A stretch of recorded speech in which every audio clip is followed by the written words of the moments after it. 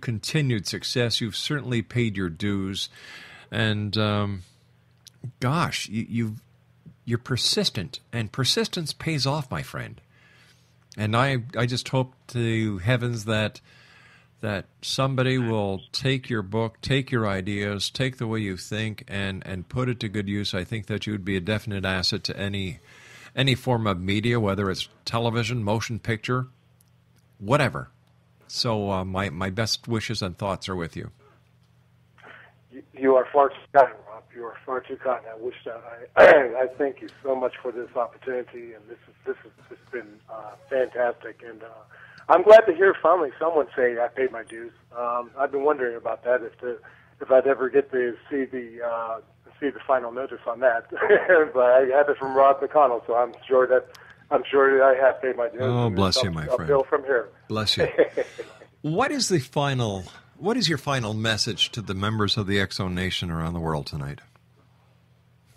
My final message would be, as I said before, and I say this is probably my only ideology that I have to promote, is that I don't care what your ideology is. I don't care what your political background is, your economics, whatever. I can tell you for a fact, anything taken to the extreme turns bad.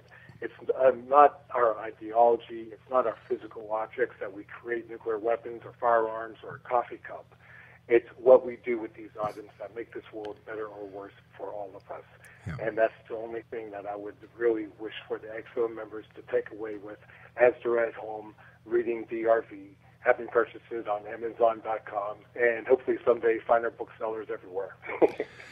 I have my greatest concern for the children of today. Yes.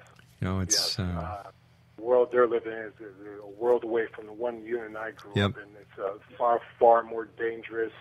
I mean, you figure, we at least were fortunate enough that we didn't have to worry that if we got mad when we were 8-year-old and we had a temper tantrum or we said or thought something that really wasn't that great, there wasn't an internet, there wasn't a Facebook where we could rush to that computer, put it on there, and then it's there forever. And then the person 34 years old, 40 years old, that still has something that they wrote when they were 8 years old, haunting them on the internet like a ghost. Yeah,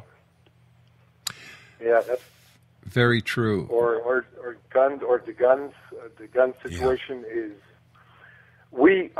I would be in favor of gun laws that protect the average citizen. I think I wouldn't be opposed to background checks. I think it's an idea as long as we understand that this law will not change anything.